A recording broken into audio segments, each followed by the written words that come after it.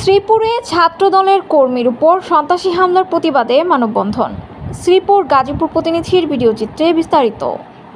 গাজীপুরের শ্রীপুর সরকারি কলেজের মেধাবী ছাত্র জুনায়েদ হাসানের উপর আওয়ামী লীগ ও যুবলীগের ক্যাডার বাহিনীর আতঙ্কিত হামলার প্রতিবাদে ও সন্ত্রাসীদের অতি দ্রুত আইনের আওতায় এনে দৃষ্টান্তমূলক শাস্তির দাবিতে মানববন্ধন অনুষ্ঠিত হয়েছে। 17 জুন মঙ্গলবার 12:30টার দিকে শ্রীপুর মডেল থানার সামনে এই মানববন্ধন অনুষ্ঠিত হয়। মানববন্ধন কর্মসূচিতে অংশ নেন শ্রীপুর সরকারি কলেজ শাখার ছাত্রদলের আহ্বায়ক মোহাম্মদ ইমরান মৃধা, সদস্য সচিব মোহাম্মদ নাজমুল হোসেন, শ্রীপুর সরকারি কলেজ শাখা ও ছাত্রদলের যুগ্ম আহ্বায়ক গুলজার হোসেন মণ্ডল, যুগ্ম আহ্বায়ক জাহিদ হোসেন, আহ্বায়ক সম্মানিত সদস্য মোহাম্মদ নাইম শেখ ও পৌর 4 নং ওয়ার্ডের ছাত্রদলের সাধারণ সম্পাদক আরিফ আকন্দ, মোহাম্মদ তোফাজ্জল মিরাজ, ইমরান মণ্ডল, জুনায়েদ, হাসিবুল ইয়াসিন আরাফাত সহ শ্রীপুর সরকারি কলেজের সকল সাধারণ শিক্ষার্থীরা।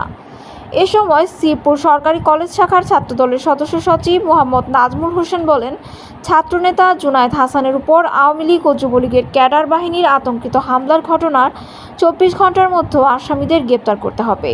ছাত্রনেতা আমার স্নেহের ছোট ভাই জুনায়েদ হাসানের উপর আওয়ামী যুবলীগের ক্যাডারদের যেই সন্ত্রাসী হামলা হয়েছে, সেই হামলার প্রতিবাদে আজকে আমাদের এই মানববন্ধন। আমরা এই হামলার প্রতিবাদে আমরা শ্রীপুর থানায় একটি মামলা করেছি, আপনারা জানেন। সেই মামলা আমরা এই প্রশাসনকে বলতে চাই, অতি দ্রুত আমাদের ছোট ভাই জুনায়েদের উপর যারা হামলা করেছে তাদেরকে গ্রেফতার করে আইনের আওতায় এনে শাস্তি দাবি জানাচ্ছি।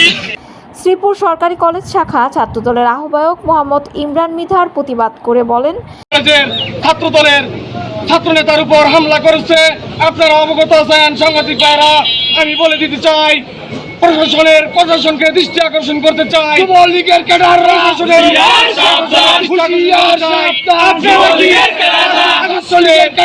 শ্রীপুর সরকার এই কলেজের মেধাবী ছাত্র জুনায়েদ হাসানের উপর আওয়ামী লীগ ও যুবলীগের চিহ্নিত সন্ত্রাসী বাহিনী রাসেল বাবু, হুমায়ুন, সোহাগ, সবুজ সহ কয়েকজন সন্ত্রাসী বাহিনীকে দ্রুত সময়ের মধ্যে গ্রেপ্তার করতে হবে, নয়তো আমাদের প্রতিবাদ আরও শক্তিশালী হবে।